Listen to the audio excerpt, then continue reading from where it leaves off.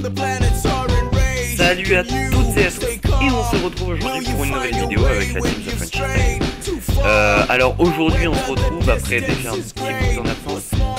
On sort pas des vidéos souvent déjà parce que nous on a une vie à côté. Et parce que du coup après ça dépend de nos envies, du contenu qu'on a à vous offrir. Donc on s'excuse d'avance si on n'est pas très régulier au niveau des vidéos, ou si même vous trouvez que vous auriez aimé avoir plus de contenu. Par exemple moi avec la série Assassin's Creed, je l'ai arrêté tout simplement parce que au niveau moyen c'était chiant, j'ai un micro de merde, du coup je suis obligé de faire les doublages avec Audacity, ce qui prend énormément de temps. Donc je vous demande pas à ce que vous nous compreniez, j'explique juste pourquoi est-ce qu'on sort pas énormément de contenu. Alors du coup aujourd'hui on se retrouve pour un nouveau tuto qui a pour but d'expliquer en fait comment nettoyer son ordinateur assez facilement, même si on ne s'y connaît pas, tout simplement grâce à l'aide de logiciels gratuits qu'on trouve sur internet et notamment de la marque Piriform, qui permettent de nettoyer, si on s'y connaît un minimum dans ces logiciels, de nettoyer rapidement son ordinateur sans avoir besoin de connaissances valables à l'avance. Donc ces logiciels sont CCleaner, qui est le plus connu. On a Defragler aussi, j'expliquerai un peu après à quoi servent ces logiciels. On a Specie qui permet notamment d'avoir la configuration complète de son ordinateur avec en bonus les différentes températures, par exemple du Proco, de la carte graphique, des disques durs, etc. On a Recover qu'on ne verra pas aujourd'hui puisqu'il est assez... disons que c'est un logiciel que moi déjà je n'utilise pas énormément, et là par contre si on n'a pas d'utilité particulière, il sert pas à grand chose, il permet simplement de récupérer les fichiers. J'expliquerai plus précisément plus tard. Après on verra d'autres logiciels en bonus type Reclean Pro, excusez-moi, ainsi que Synback. Reclean Pro donc qui permet de nettoyer le registre, et Synback qui permet de faire des sauvegardes. Les sauvegardes qui, je le rappelle, malgré le fait que ça peut énerver certains, c'est quelque chose de quasi vital. Si jamais un jour vous avez un pet sur votre ordi, que le disque dur arrête de fonctionner, que votre disque dur principal arrête de fonctionner, je peux vous dire que vous serez franchement content d'avoir une sauvegarde de tous vos fichiers à côté sur un autre disque dur. Donc voilà, j'expliquerai plus tard. On va commencer dès maintenant du coup avec le logiciel CCleaner. Donc c'est un logiciel plutôt simple d'utilisation au niveau de l'interface, vous voyez, c'est pas quelque chose de très compliqué. On a les onglets principaux, donc avec nettoyeur, registre, outils et options. Donc du coup on va regarder en premier nettoyeur. Là on a deux onglets après minime, donc dans nettoyeur on a Windows et applications. Donc Windows, dedans on a les trucs principaux, donc Internet Explorer, explorateur Windows, système et avancé. Donc là en fait c'est les fichiers les fichiers temp. Donc c'est les fichiers par exemple quand votre historique, c'est des fichiers temp, c'est-à-dire que ce sont des fichiers qui ne sont pas nécessaires pour le bon fonctionnement de l'ordinateur, qui en gros vont juste être là pour voir, c'est la marque de ce que vous avez fait. Quand vous faites quelque chose, ça se met dans la mémoire cache, qui s'inscrit donc dans différents registres, dans différents fichiers, et donc c'est ce qu'on supprime là. Ces fichiers ne sont pas des choses vitales, elles prennent de la place sur l'ordinateur, et il y a des fois c'est plutôt sympa de les enlever. Donc moi j'utilise principalement Google Chrome. Firefox je ne l'utilise que pour développer, donc du coup ce qui fait que je vide toujours tout sur Firefox, puisque je n'ai ni favori ni quoi que ce soit. Donc je supprime tout ce qui est cache, historique, cookies, historique de téléchargement, session, etc. Là vous cochez en fonction de ce que vous voulez. La mémoire cache, c'est par exemple quand vous allez rentrer votre nom d'utilisateur sur YouTube ainsi que votre mot de passe. La mémoire cache, c'est ce qui va vous permettre d'avoir, quand vous allez vous déconnecter, vous reconnecter après, vous aurez toujours bizarrement votre nom d'utilisateur de mis. Ça c'est la mémoire cache, il enregistre vos préférences. Pareil, l'historique, bon là c'est tout ce que vous avez fait. Les cookies, même chose, c'est ce qui permet au bon fonctionnement de certains sites web qui vous envoient des cookies. L'historique de téléchargement, les sessions, donc quand vous êtes connecté à un site, là il va automatiquement supprimer toutes les sessions d'ouvertes, les préférences de site, les informations saisies, etc. Les informations saisies dans les formulaires. Donc là par exemple c'est quand vous remettez plusieurs fois dans un formulaire la même adresse mail, et ben bizarrement vous revoyez qu'après vous pouvez voir qu'après on vous repropose cette adresse mail dans les autres champs adresse mail. Donc ça permet tout simplement de nettoyer ces différentes informations saisies dans les formulaires. On a les mots de passe enregistrés bien évidemment et compacter les bases de données. Donc ça c'est ce qui permet de compacter toutes les données nécessaires. Après toutes les données vitales on les compacte de manière à ce qu'elles prennent moins de place. Donc vous avez la même chose pour tous les navigateurs, donc Firefox, Google Chrome, Internet Explorer comme moi je n'ai plus. Donc voilà, bon du coup moi comme j'utilise Google Chrome je supprime simplement l'historique, l'emplacement des téléchargements et l'historique des téléchargements, le reste j'en ai pas besoin. Au niveau des applications, donc après moi je supprime tout parce que je ne préfère pas garder de préférences particulières sur les différentes applications. Donc là vous pouvez tout cocher, il n'y a pas vraiment de choses vitales sauf si vraiment vous êtes fait chier à faire une super configuration sur un logiciel, vous décochez et puis voilà. Donc par exemple moi c'est ce qui va être le cas avec Visual Studio, je ne sais pas s'ils le mettent là, ils ne le mettent pas, donc je n'ai pas besoin de supprimer, de le cocher. Après tout ce que Audacity, Java, Skype, uTorrent, etc. Pour Skype par exemple, hein, je tiens à préciser, il ne supprime pas vos contacts, hein, il supprime simplement vos différentes préférences inutiles. Bon bref. Les utilitaires, donc là vous pouvez tout supprimer, tout dépend de ce que vous voulez garder au niveau préférence, etc.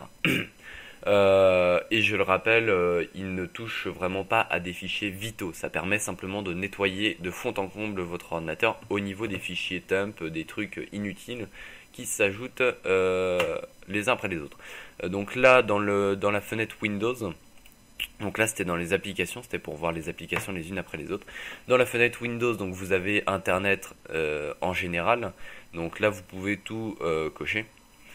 Puisque Internet Explorer est par défaut le navigateur Internet de Microsoft, du coup c'est pour ça qu'ils nous le mettent dans la fenêtre Windows. Pour l'explorateur Windows, donc c'est tous les documents récents, donc c'est par exemple quand vous allez sur votre bibliothèque et que là vous allez taper une recherche, c'est tous les fichiers récents que vous aurez cherché ici. Il permet de supprimer ce cache qui permet de les garder. L'exécuteur dans le menu démarrer. Donc là c'est ici, c'est mettre vos préférences, sachant que à chaque fois que vous lancez une recherche, il va garder vos préférences pour que si jamais vous recommencez à taper le même mot dans votre exécuteur, et ben il retrouve directement, il met en priorité les fichiers que vous aviez cherchés de manière à ce que ça soit plus rapide. Bon, les autres fichiers récents, les caches de vignettes, la jump list de la barre des tâches, ça j'expliquerai ce que c'est un peu plus tard. Bon, voilà. Les mots de passe réseau, donc c'est quand vous enregistrez, quand vous vous connectez par défaut à un réseau et que vous avez besoin de mettre son mot de passe. Moi je suis relié par câble, donc je n'ai pas besoin de ça ne sert à rien que je supprime ou pas, je m'en fiche. Par contre si par exemple vous êtes connecté sur plusieurs réseaux et que vous avez besoin de garder les mots de passe, je vous conseille de décocher cette case. On vide la corbeille, les fichiers temporaires, le presse-papier, les fichiers de vidage mémoire, les fragments de fichiers, les fichiers journal de Windows, donc ça c'est toutes les petites erreurs, notamment avec les rapports d'erreurs Windows.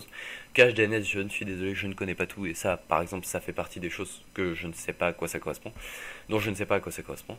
On a les caches des polices, les raccourcis du menu démarrer, donc là il va vous supprimer tout ça pour vous refaire un menu démarrer propre, et les raccourcis du bureau, je préfère pas le supprimer parce que quand vous êtes fait suer à faire quelque chose d'à peu près propre comme ça vous permet de le garder.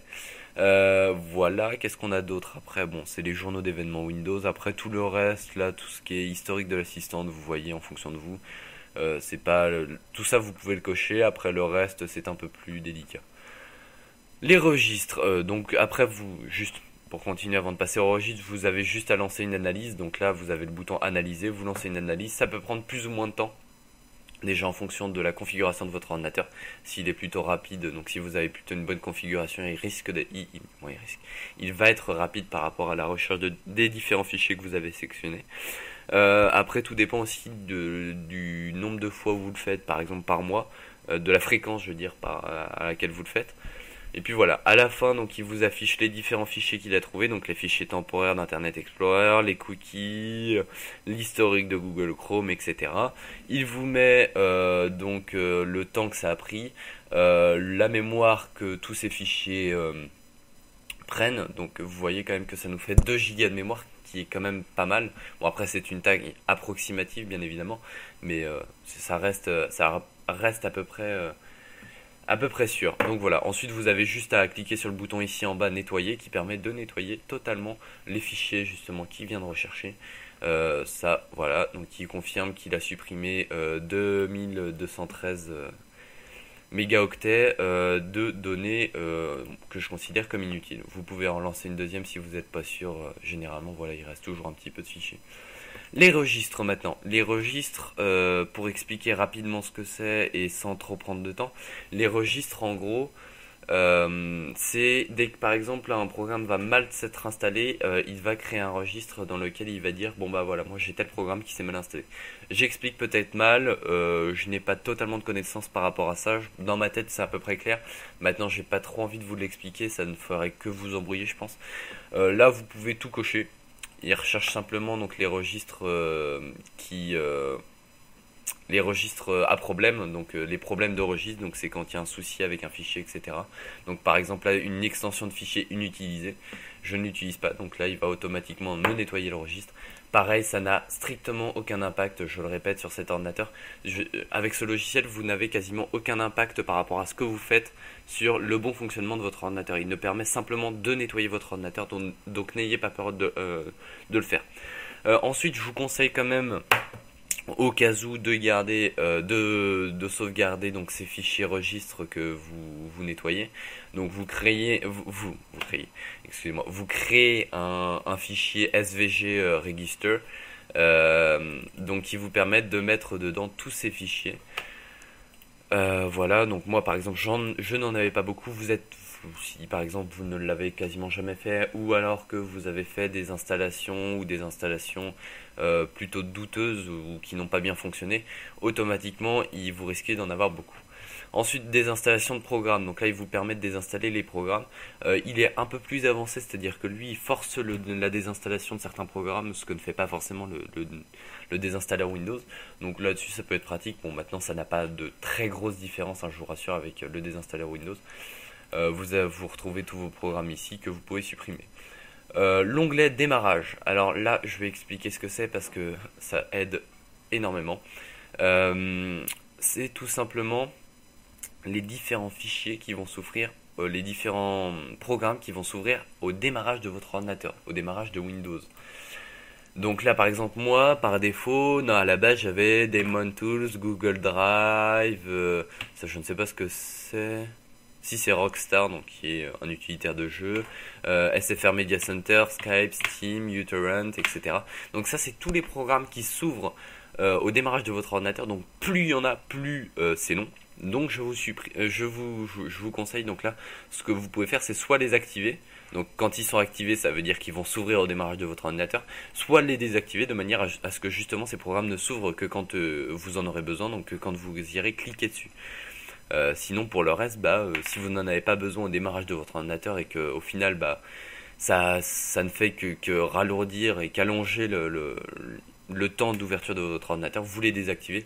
Ne les effacez pas, hein. Sinon il vous les efface de la liste. Vous les désactivez, ça permet simplement à ce qu'ils ne s'ouvrent pas au démarrage de votre ordinateur. Vous avez la même chose pour Internet Explorer, Firefox, Google Chrome. Vous regardez en fonction de ce dont vous avez besoin. Personnellement, je n'utilise pas Internet Explorer, donc du coup, moi, je ne prends pas la peine de désactiver. Mais par exemple, ça, tous les utilisateurs Canon, je pourrais les désactiver, donc ils ne s'ouvrent plus.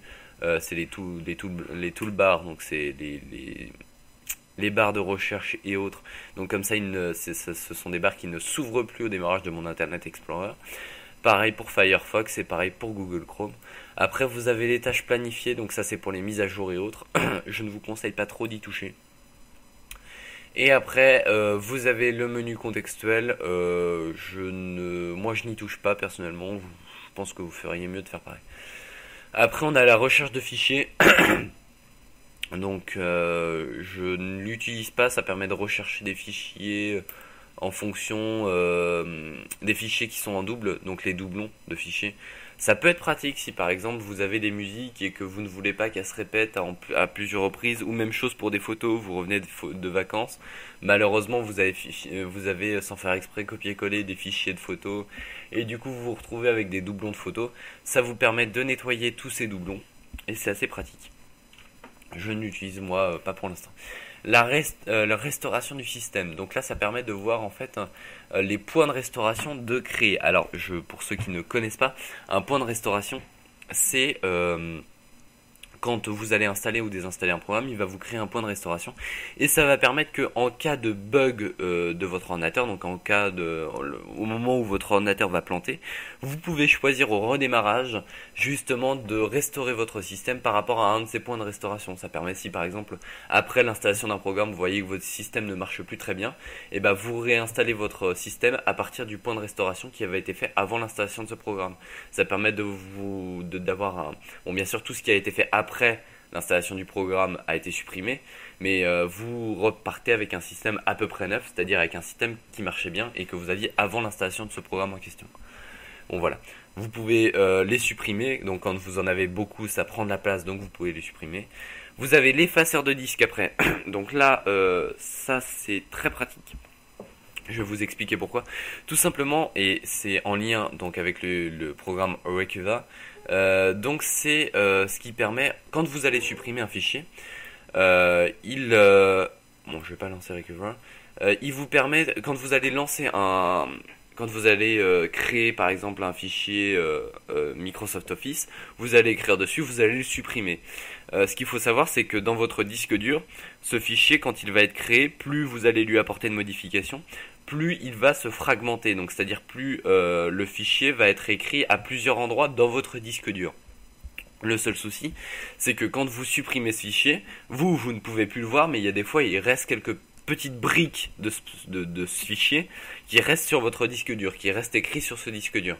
Alors, un petit document docx, ça ne prend effectivement pas beaucoup de place, mais il faut savoir que si vous en avez beaucoup, à certains moments, bah, la mémoire, donc par exemple, la mémoire libre, par exemple la 22,7 gigas de libre, cette mémoire libre, eh bien vous pouvez en gagner si vous supprimez, si vous effacez l'espace libre de ce disque. Donc voilà, il vous permet d'effacer l'espace disque l'espace libre, donc c'est-à-dire l'espace qui normalement, là où normalement il n'y a plus de programme, et là où parfois vous pouvez vous retrouver avec des petits bouts de programme. Donc bien évidemment ça c'est pour l'espace libre. Avec l'effaceur de disque vous pouvez aussi choisir d'effacer un lecteur complet, donc là c'est si vous voulez formater un disque dur, si vous voulez vraiment supprimer un disque dur complet. Par défaut vous ne pourrez pas sélectionner votre disque dur local, ce qui est logique puisque sinon votre système ne marchera plus.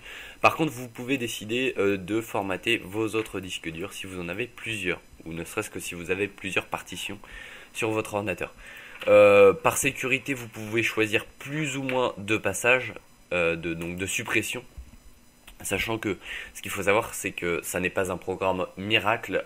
Après un passage, il restera forcément des petites briques de fichiers ou de programmes. Moi je dirais par version minimale, il faut partir avec 3 passages, donc une suppression avancée, sachant que tout spécialiste vous le dira, là on ne l'a pas, mais une bonne suppression de l'espace libre du disque se fait à partir de 25 passages, donc là on en a 35 maximum.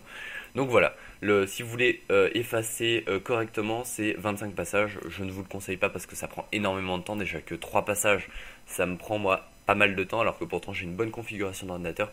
Alors pour moi 3 passages c'est suffisant si vous le faites souvent. Bon voilà.